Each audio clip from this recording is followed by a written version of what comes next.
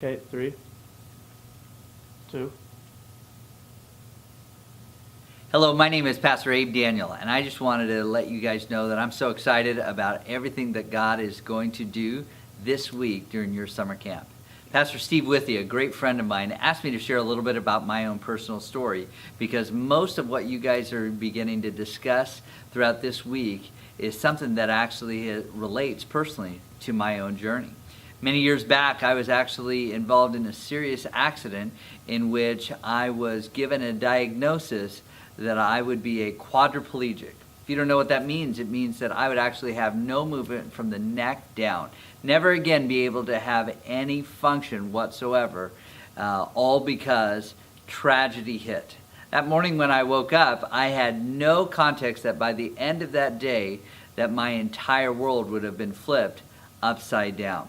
Craziest part about that is that as those words were said to me, that I would have no movement ever again, my doctor actually tried to give me the bright moment in the entire episode in which he looked at me and said, if it were just a half centimeter more as far as the break in my neck, that it would have actually not just paralyzed me, but it actually would have taken my life.